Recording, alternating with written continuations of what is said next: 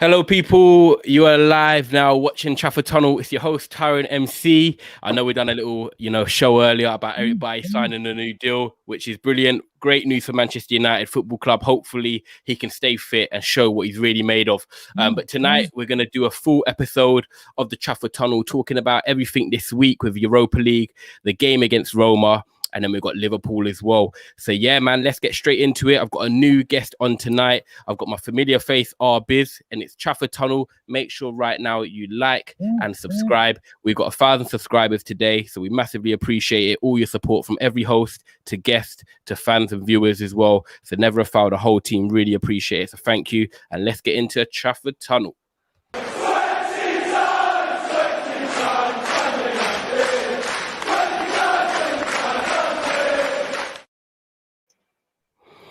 Yes, people, like I said, with three of us tonight, I've got a nice little pitch in the background. Hopefully fans will be back in the stadium just like that picture. First of all, come to R-Biz. R-Biz, you done a little talk with me earlier on Eric Bailly. We're back an hour later. You all good, yeah?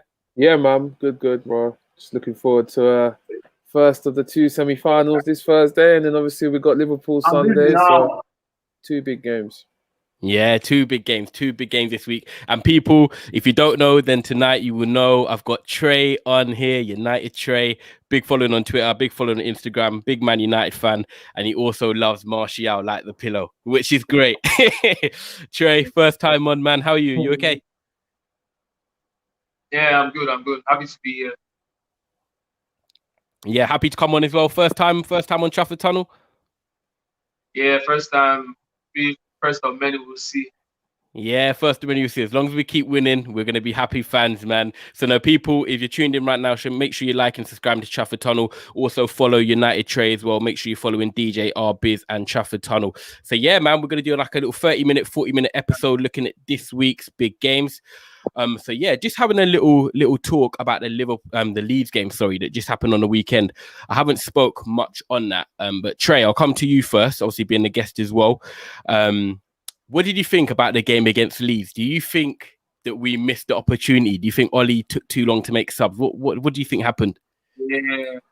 Yeah, I think Ollie has to take a lot of the blame for the result and the performance on that day. I don't feel there was any real reason for James to start on the day and for Pogba to be benched and Cavani. You could have argued that maybe Cavani is 34, he can't really play all these games. We have a big game on Thursday, the European semi-final. But I feel if players like Pogba, he gave Van de Beek a chance over maybe one of Fred or McTominay, I think he would have given us an edge in the game. He brought on Van de Beek with like 2 minutes left in the game. What kind of impact was he expecting him to make? Cavani should have come on like at halftime because the game was just so dull and cagey. Our best chance was probably from the Rashford free kick in the first half, and I didn't really think to make any changes at halftime to change things. James was awful, like from start to finish. Surprised he lasted that long. He was so bad, man. Yeah, no, that's understandable. Do you know what? I think you probably echo exactly what me and R-Biz feel.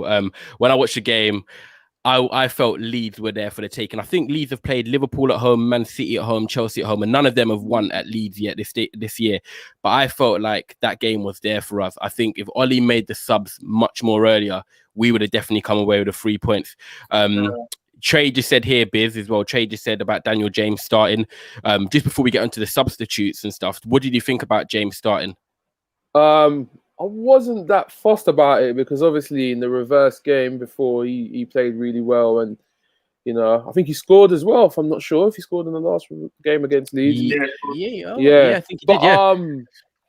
I feel like I think Bielsa like literally tricked us yesterday. He tricked Ole completely as well because the hype around the game I thought was deflated, obviously with the Super League trash that happened all last week, and obviously the protests happened as well. But I'm very surprised Bielsa showed a lot of respect to us yesterday. Yeah, he did. A lot of respect, and he had the double low block, and I feel like he tricked Ole into going for the same team. Sorry. Yeah, I think it kind of became a wrestling match. There were so many tackles, challenges, but just so cagey. That's right. Yeah, it did come. Yeah, it did come like it was a bit like a wrestling match. Yeah, yeah. So like, yeah, man, yeah, I feel like he respected us a little bit too much, and obviously they kind of just went with a 2 banks or 4 low block. But I think if Ole knew that was going to happen, I think he would have went for Juan Mata, because Juan Mata it's not been used for a few weeks, and I'm very surprised he didn't even go to him to come on yesterday. And just, well, the way Leeds pressed would have, I don't know if that would have been the right decision. Leeds pressed really hard and Mata on the ball. Although he's a great passer of the ball, but the guy is not quick enough for me. Like, he's not quick on the ball. What do you mean not quick enough against a team like Leeds because they press so high? Yeah, that is one of the reasons I'm thinking. Plus, although he has that passing, the guy, he isn't just like he's just slow now, too slow on the ball maybe. I don't know. But I feel like just for yesterday's game, Leeds didn't press us at all. So I feel like Mata could have been absolutely perfect to just open up a few of those locks, try and have a bit of ball retention. Press a lot of time. But later on, it's a hard one. I don't know. I agree with you. I agree with you both. I think yesterday was a missed opportunity for us. I'm just going to get a couple comments here. Formula One says, yes, boys. Big up Josh watching. We've got Jenk here. Big up Jenk, man. Thank you for the 1,000 subscribers help as well, man. You come on our platform all the time. Taran, I can understand why you lot hate City so much. They're just annoying. Yeah, don't worry. We're not going to talk about Manchester City on this show. This is Man United, so don't worry, man. But no, guys, I definitely agree with you. I think Dan James started. The only reason I think Dan James started is because he played well in the return fixture at Old Trafford. And also, I think with big games coming up, we've got Roma, Liverpool, and then Roma again. I personally don't see Daniel James playing in them. So I think Ollie had sentiment. I think Ollie was thinking, well, if he's not going to play them three, let me just play him now so then he keeps happy, if that makes sense. Because Dan James knows he's not going to play against Roma, Liverpool, and Roma again. And also to keep him back. What do you say, sorry, Trey? Ole shouldn't really care if he's happy or not, though.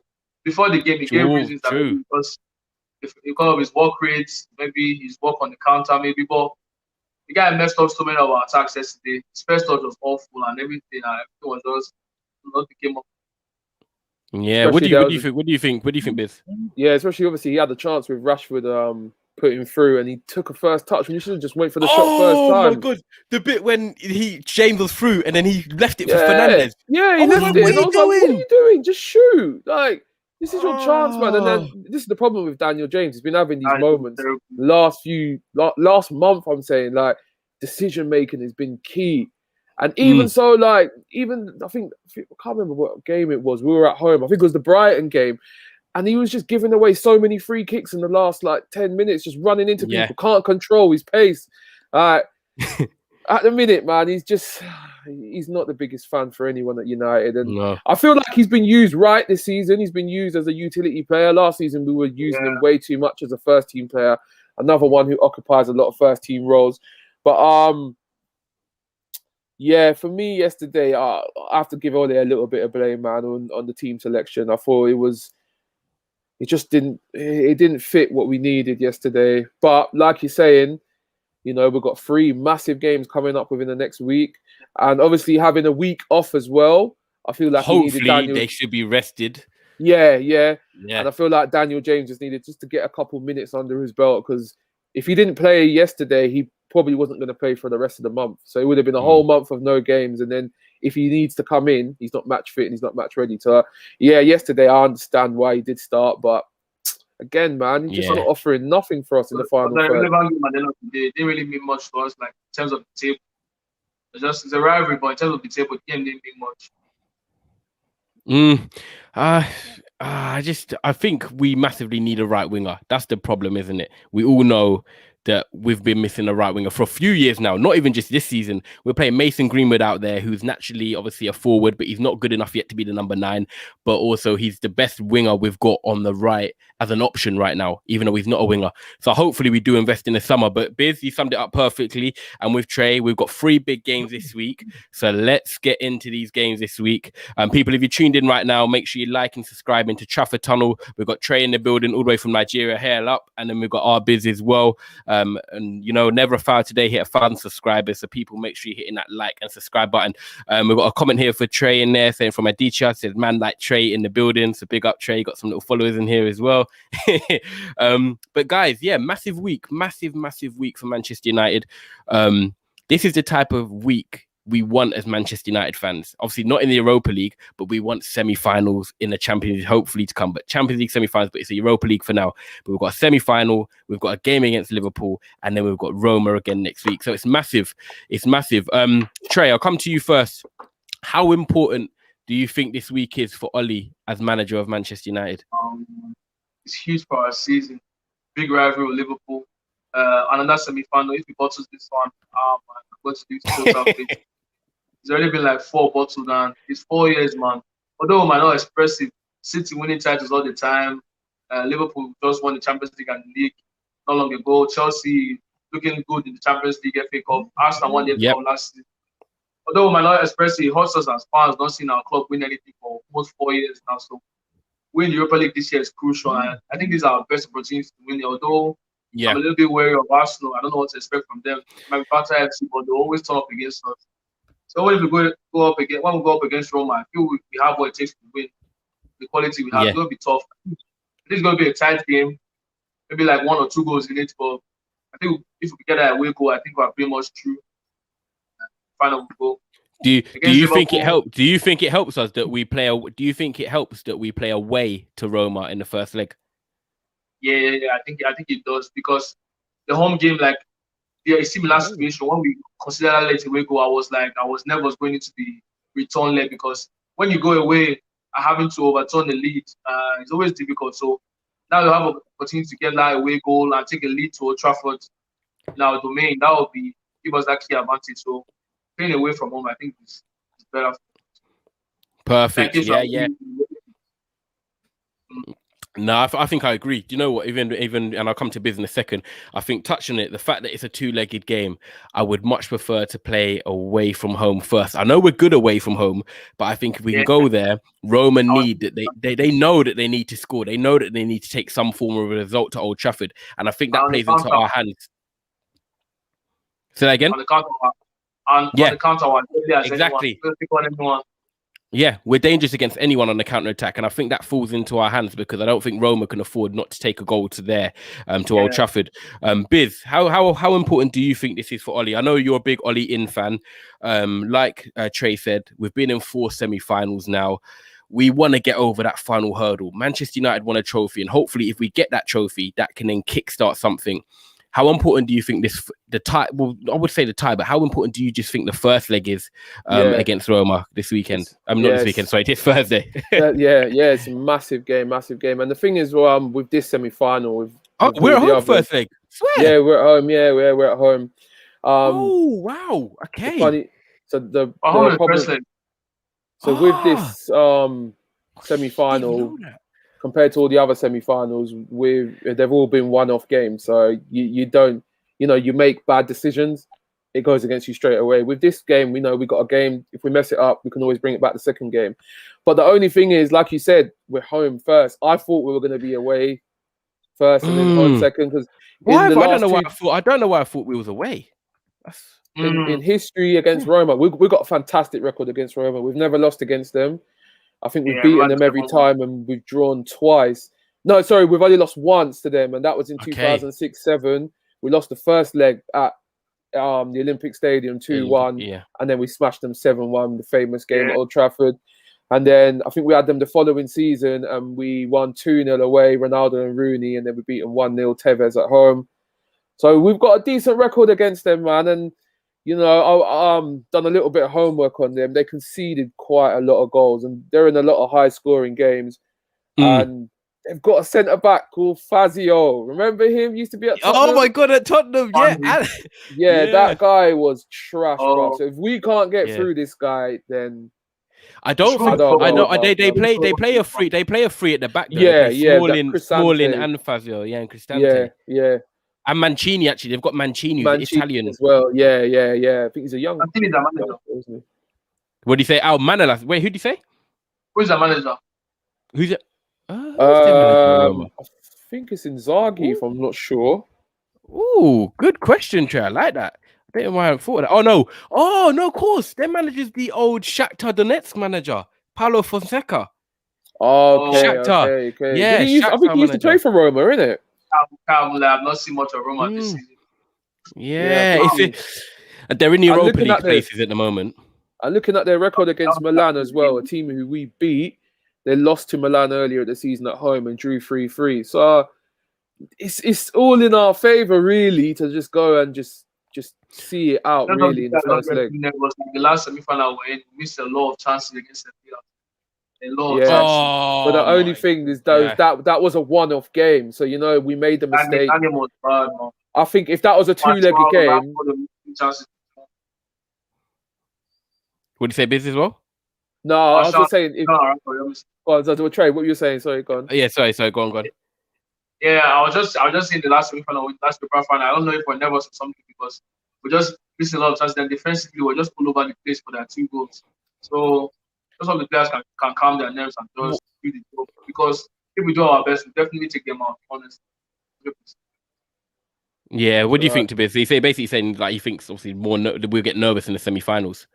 Yeah, but like I was saying, obviously all those games were just one-off games, apart from the City semi-final last year. But yeah, they've all been one-off games. So like, I feel like if that game was a two-legged game against Sevilla, I think we would have slapped them up in the second leg because we would have known all the mistakes. Bro, we had them on toast, bro. That was one of the best performances I've seen under Ole Gunnar Solskjaer as a Man United manager. I feel like that night he didn't hold back by playing a double pivot. He had Fred just as a single, let Pogba and Bruno were just doing their thing going forward. And Martial, that was one of his best games for me, but he couldn't score. I was like, do you know how funny it is? I was in Spain. I was on holiday. That game, and I remember watching it in a bar with my girlfriend, and I was like, I'm sorry if I start shouting. And I just kept, because do you remember the second half? We had like 45 minutes to 55 minutes. We had like 4 shots in like space of 1 minute. And I was like, I think Mason, did Mason score, but it was offside. No, he didn't. I don't remember. I'm sure Mason scored in that game, and he would have beaten Michael Owen's record. Really? Yeah, he would have beaten Michael Owen's record for most goals in the season for a youth academy teenager. Yeah, teenager. Sorry, yeah, that's it. Yeah, but, okay. Do you know what? Now I flip it. Yeah, now we're playing at home. I look at it and I think, right, if we can get a 2 or 3 goal lead and take it there, then we'll be even better because they'll have to come out. And then, like Trey said, we would just counter. We would just sit back and we would just counter. So maybe it might work as a blessing being at home. Yeah. And the thing is as well, a lot of goals that Roma do concede does come from the counter as well. They are pretty decent from set pieces, which kind of worry me. They score a few goals from set pieces, and they've got a lot of players that are very good in the air as well. So, but we're talking about them. If we go on to Roma, because obviously we've got to touch on our opponents. They've got former Manchester City striker Edin Dzeko. I'll come to Trey after, but Biz, how key do you think he could be for them? And also they've got Henrik Mkhitaryan, who also used to play for us. Right, yeah. So how key do you think they will be for Roma, especially knowing how the English game is? Yeah, the thing is with Dzeko, he's been a bit more of a bit part player for them this season. Obviously, he's getting on in age now. But I was saying Mayoral, I think that's their top scorer. Borja Mayoral, yeah. He came from Real Madrid, I think. Borja Mayoral. Okay, I think he's from the academy at Real Madrid. Yeah. But yeah, Dzeko, man, we've seen what he done in the Premier, and he was a very decent striker from City, famously scoring on the last day that equaliser that set up Aguero to, the rest in it. But he is someone that worries me from in the air as well, because we know, man, we have a massive problem with defending from set pieces. So this game as well, that Fazio even scored at the weekend as well from a set piece. So we're gonna have to be we're gonna have to be switched on. I think Henderson will start this game. I don't think De Gea will. Big call. Yeah, I don't think De Gea will, man, because these lot are very, very good in the air. They're strong as well, and it's De Gea's weakness, man. And I can see Henderson starting, man, for some reason. Trey, what do you think to that? Henderson or De Gea? My personal preference, I think De Gea should start, honestly, because I don't really think he's going to. He's a reliable keeper. People keep forgetting what De Gea has done first, and they just feel he's this error-prone keeper. Although set pieces, I don't like the way he approaches it. Like, kind of gets bullied at times. But Henderson was also suspect against him, only. So I think Ole is rotating both keepers. But I think he has Henderson for the league now and De Gea for the cup game. So I think he's going to go with De Gea on this. Yeah, comment agrees with you here. That's Soups. Big up Soups watching. He says surely he sticks with the plan and starts De Gea because that's what he's been doing in the cups. Yeah, he's rotating, yeah. Okay, I don't mind De Gea starting. Ooh. I don't mind De Gea starting, but I think he'll go with Henderson, man. If he's done a bit of homework, he would want someone who's just not going to be scared to just take a defender, take an attacker out. People, if you're watching, sorry, Trey, just quickly, if you're watching people, who do you think starts on Thursday? Or get yourself in the comments and De Gea or Henderson. It'd be good to see what you guys think. And don't forget to like and subscribe. Yeah, sorry, carry on, Trey. Yeah, I think there's a good possibility De Gea leaves next season. So, Ole will just want to give him the respect and just rotate him. I think Ole already has in Henderson as his first keeper for next season. That's what I feel. Like maybe Romero is still a United player, right? So I don't know if he still has to at the club. I don't know if he's going to want to stay at the backup because he's been the backup, or if we're going to get someone else. We still have Nathan Bishop. We will need a backup, definitely. 100%. I think there, so options depends what we decide to do at the end of the season. But the years wages are crazy, so I think we'll try to move him on. Can't pay a backup keeper that much. Okay, I think it's a hard one. I think what's best for Manchester United, probably to say, right, Henderson, you play in the league now and De Gea plays in the cups. And I also think it's a bit of sentiment, but I know De Gea won't want to be a number 2 next season. And I do think if we win the Europa League, which I think is Ollie's best chance of winning a trophy even next season, I think this right now, it'll be harder to win next season. It'll be easier now. This is our best chance. If De Gea wins and plays in a final, if we get there, hopefully, won't it be a nice send-off for him to be like, right, I've won Europa League. Now we say bye. What do you think, Biz? Yeah, man, definitely a great send-off, man. Because one thing, man, we need to remember, bro, like De Gea from 2014 to 2017, the best keeper in the world by far. And we need to remember, like, he kept us in a lot of games, man. It could have got embarrassing at times, man, the amount of saves he was making. So it's only right he gets to have a nice send-off, man, because the guy's a legend, man. Whether people like it or not, he's a legend. I feel sorry for him. You know, he's been at the club at the wrong time, man. Like someone of his stature. Yeah, he's been through Someone of his stature deserved to be in a team that was winning titles consistently. I know he's still got that one league title, but you know, he deserves to be winning the big boy trophies, the Champions Leagues and that. And he has fallen off over the last few years, but, you know, he's still a very decent keeper. I would keep him at the club for another year, but it's only if he's willing to... and play him as a cup keeper? No, not even play him as a cup keeper. If he's willing to have a battle between him and Henderson as number 1, and it can push him to try and get himself back to being the best again, then why not? But if he just wants to go and he's certified wants number 1 first team football, then it's best for all parties, and the wages he saves as well, which we can invest we can invest that in the summer, couldn't we? This is the problem with our owners, man. Stop handing out these massive contracts. Crazy. What do you say, Trey, as well? Did you agree? Would you agree with him? To an extent, I agree with him. Wages are crazy at the club. Often players crazy wages all over the place.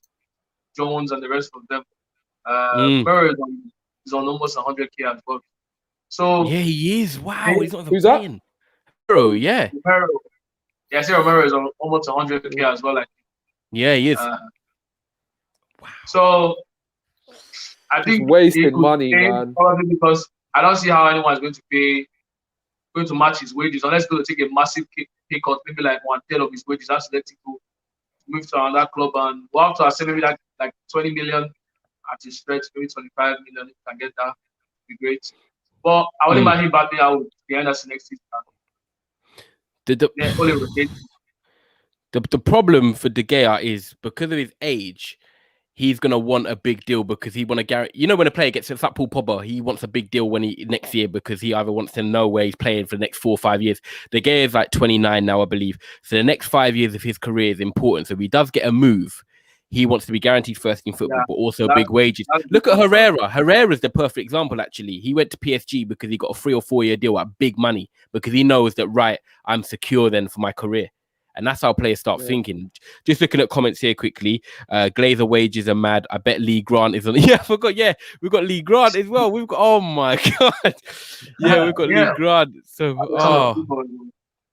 all these keepers. But no, guys, thanks for the comments, man. I appreciate it. Don't forget, Never a Foul today hit 1,000 subscribers. So like I always say every show, without you guys in the comments, without the hosts of all the channels, and obviously me, Soups, and Daps as part of the Never a Foul team, it wouldn't be possible. So thank you ever so much for people.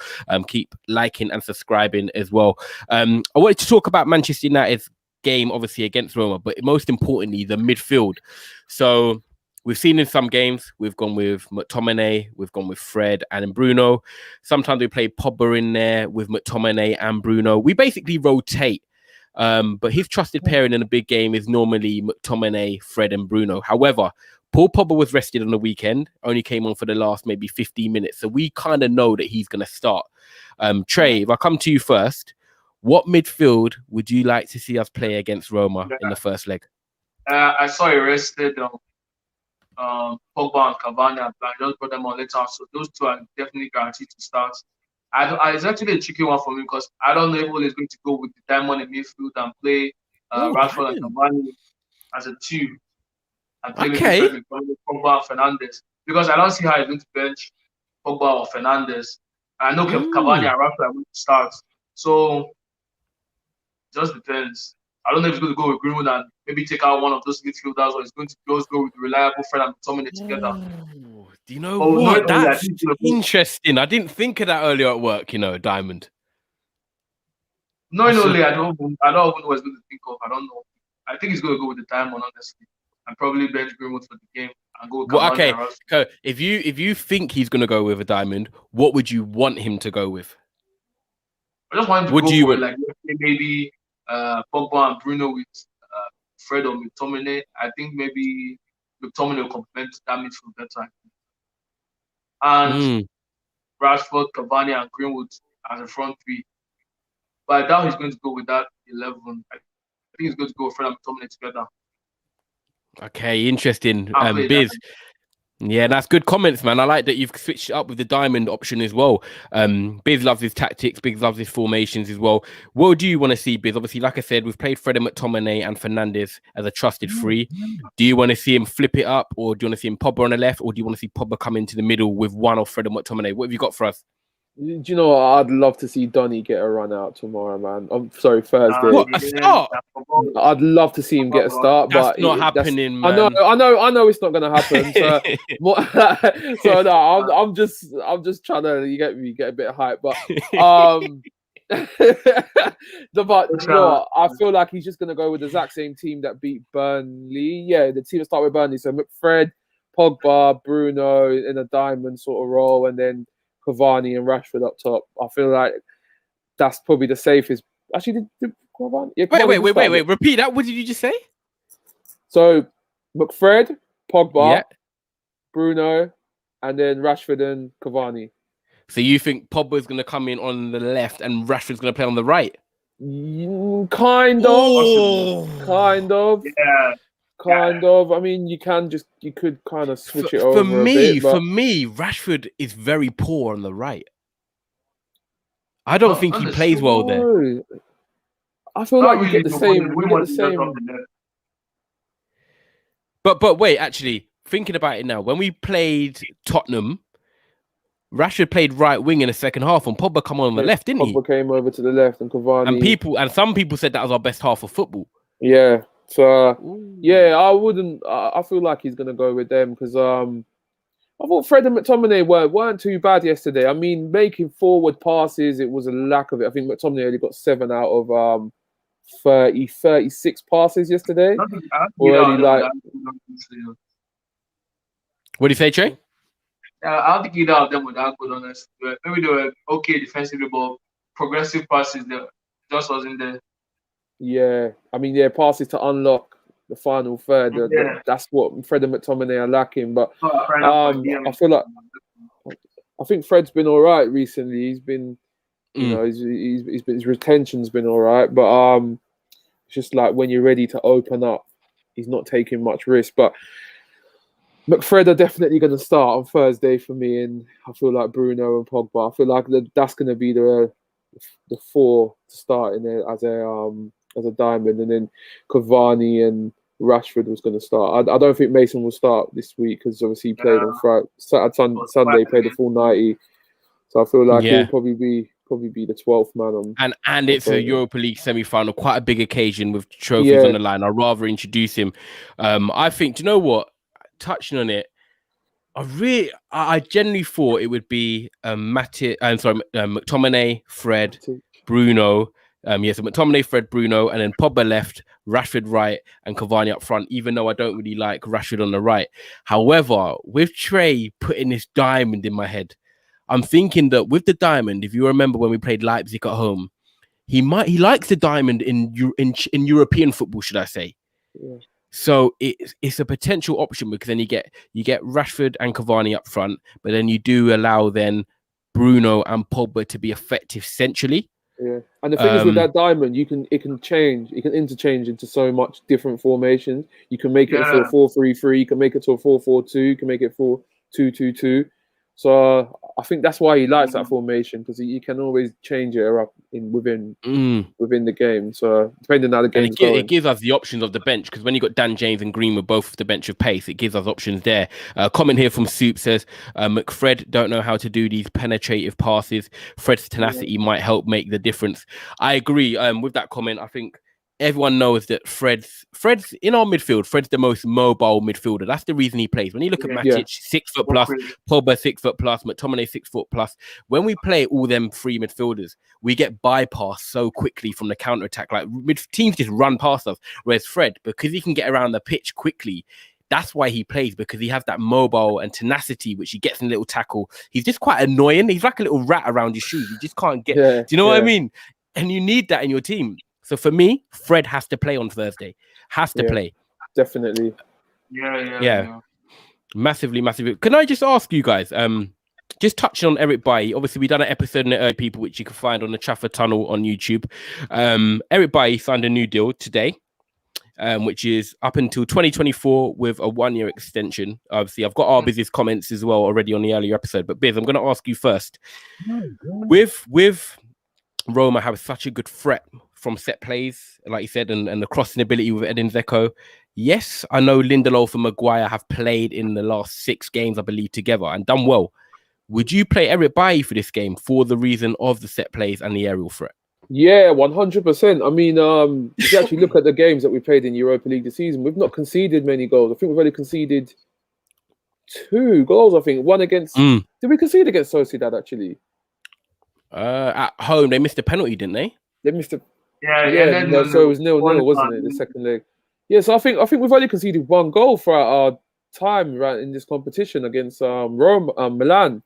So and Bailly's played majority of all the games. So for me, Bailly has to start, man. Because again, from set pieces, these lot they're very, very powerful in the air, man. So and that's one thing Lindelof lacks.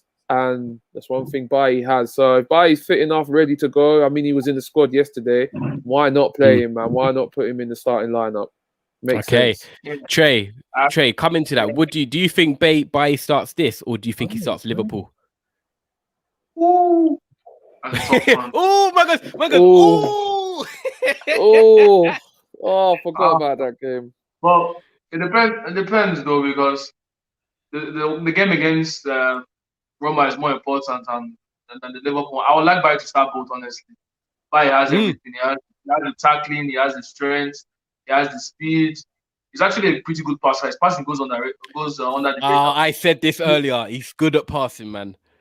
I've seen him pick out some really good passes. While Lindelof is like cool head sometimes. Plays those good passes, like long range passes. I've seen him having like this connection with Rashford recently. Seen that connection growing. Yep.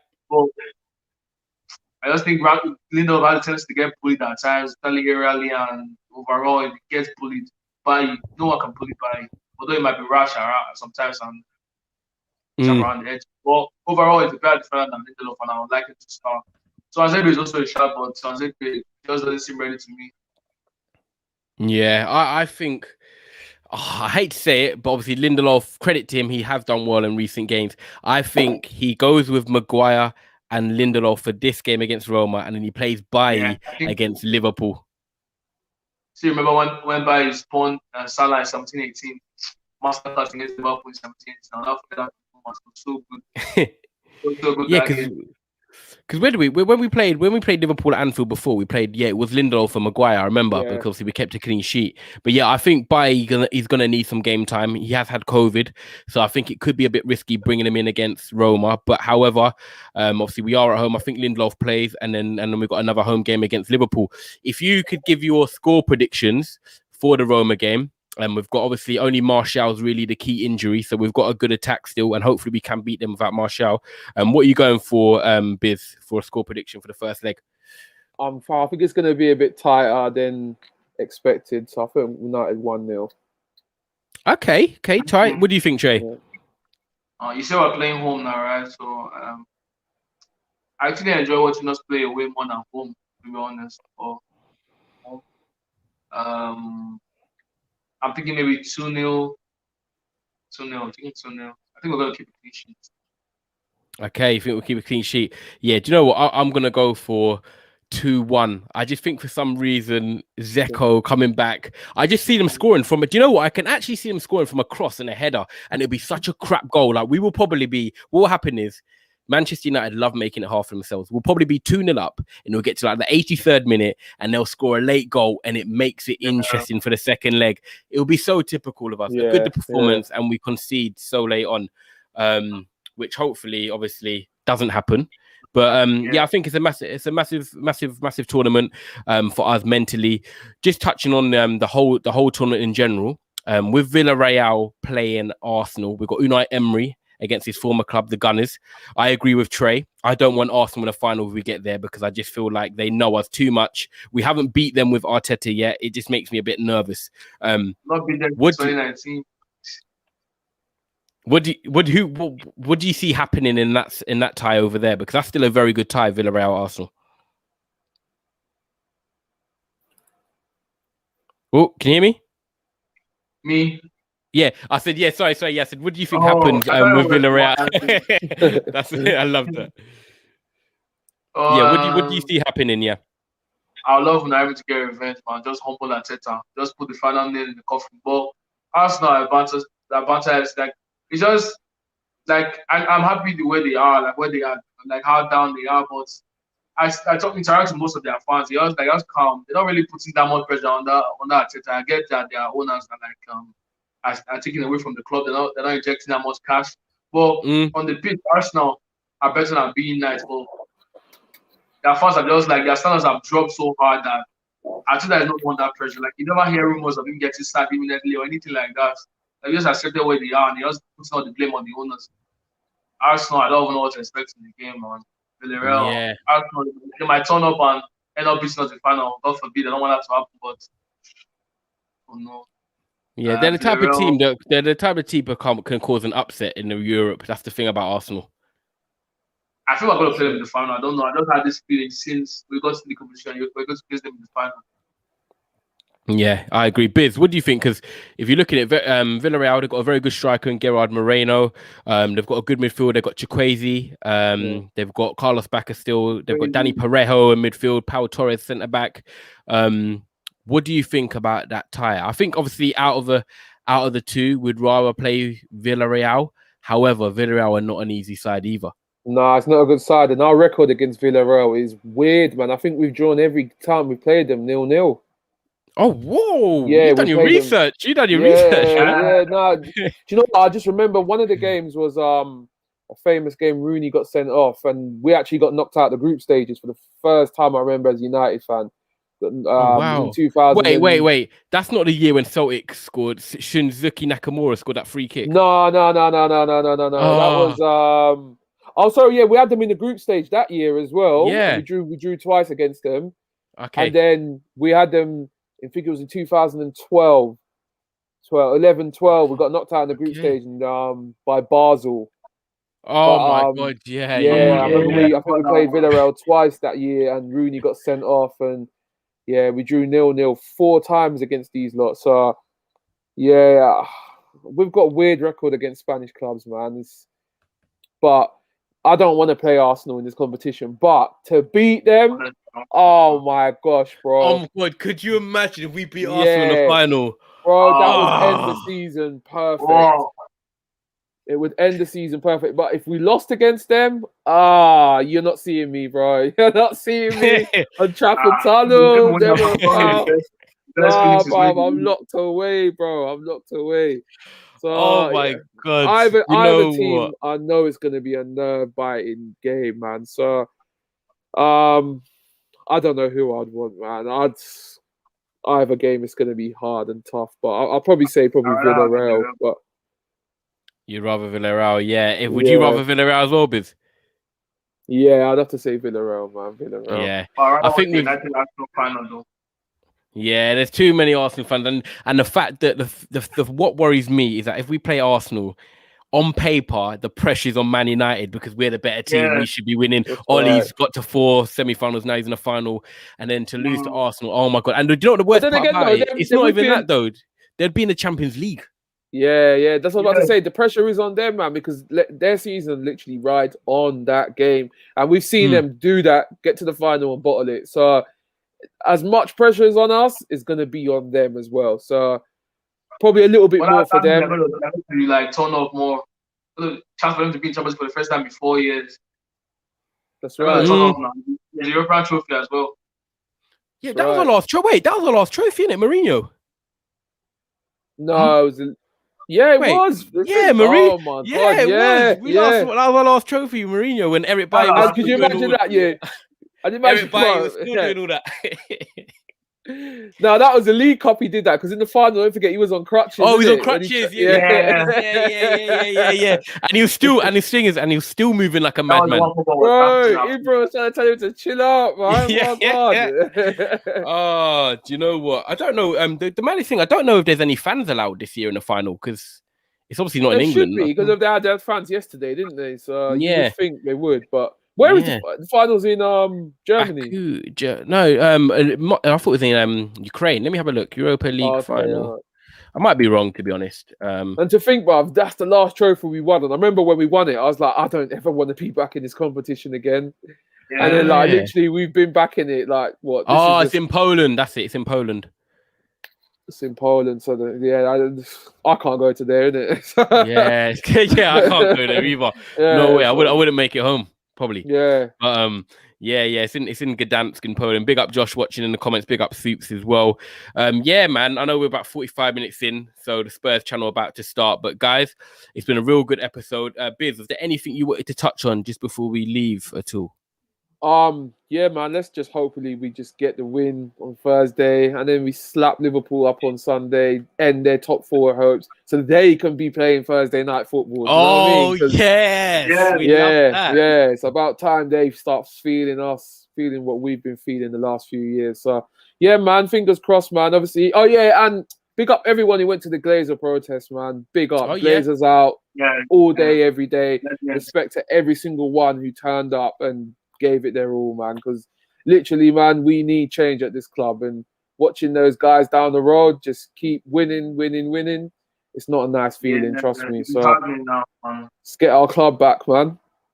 Yeah, perfect. Very good point. Trey, do you want to say anything before we leave?